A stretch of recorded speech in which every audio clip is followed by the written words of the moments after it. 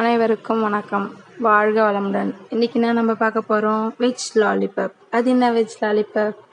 சேப்பங்கிழங்கு தாங்க. அதை வச்சு எப்படி லாலிபப் செய்யலான்னு பார்க்கலாமா?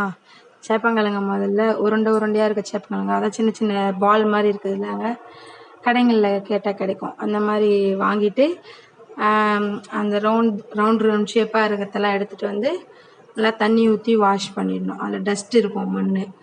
நல்லா கையில் இது மாதிரி எடுத்து நல்லா க்ளீன் பண்ணி ஒரு 2 டைம்ஸ் நல்லா தண்ணி ஊற்றி நல்லா வாஷ் பண்ணி ரிமூவ் தண்ணியெல்லாம் வடிகட்டிட்டு இன்னொரு அடி தண்ணி ஊற்றி எடுத்துட்டு வடிகட்டி இது குக்கரில் போட்டுடலாம். அது ஒரு விசில் எடுத்துடலாம். முதல்ல எல்லாத்தையும் போட்டு தண்ணி ஊற்றி வச்சுருங்க. தண்ணி முக்கிற அளவு இருந்தால் போதும். குக்கரில் ஒரு விசில் கரெக்டாக தான் இருக்கும். 2 விசில் விட்டாலாம் குழஞ்சி போயிடும். அதனால் ஒரு விசில் போட்டு நம்ம எடுத்துகிட்டு வந்துடலாம். ஒரு விசில் வெந்துருச்சு. இப்போ வெந்திருக்கான்னு நம்ம செக் பண்ணிக்கலாம் ஒரு வாட்டி.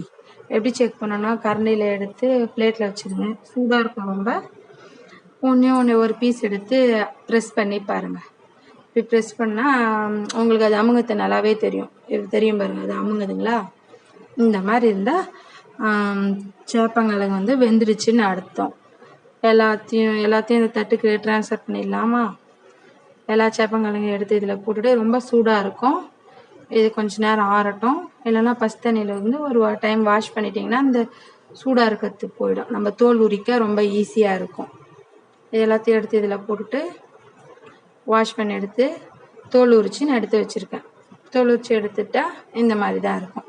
இதனால் நம்ம பண்ண போகிறோம், ஃப்ரை பண்ணி எடுக்கலாம். இது சிம்பிளான வெஜ் லாலிபப் தான். இந்த உருண்டை ஷேப்பாக இருக்கிறத ஒன்று எடுத்து டெஸ்ட் பண்ணி பார்க்கலாம் முதல்ல. ஓகே, எண்ணெய் நல்லா காஞ்சிருச்சு.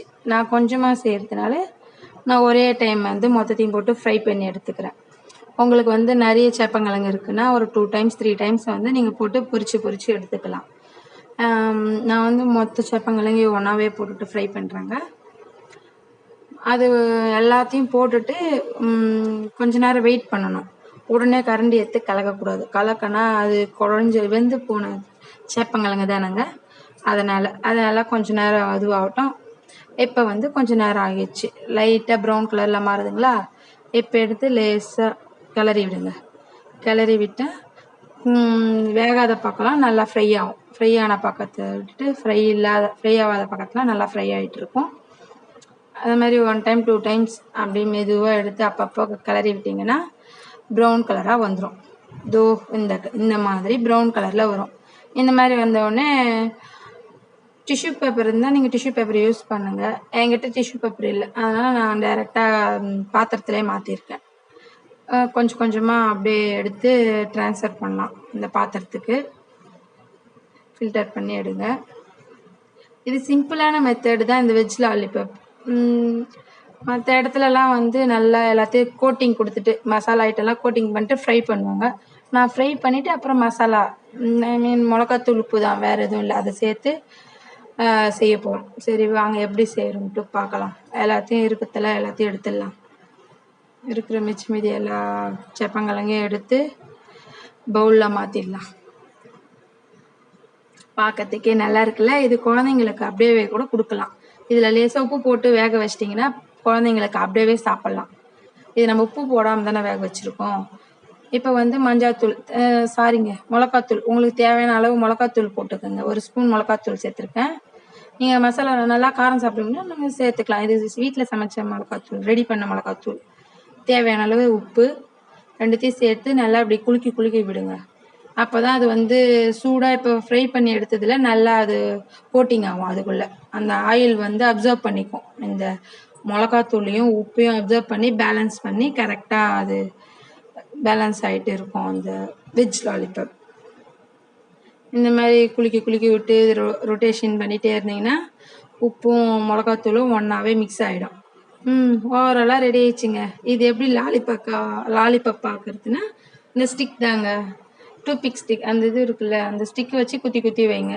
ஸ்டிக் இல்லைன்னா கவலைப்பட தேவையில்ல. அந்த டீஸ்பூன் இருக்கா, அது ரிவர்ஸில் திருப்பி குத்திக்கலாம். இல்லை கத்தியில் கூட லேசாக அப்படி குத்தி சாப்பிட்லாம்.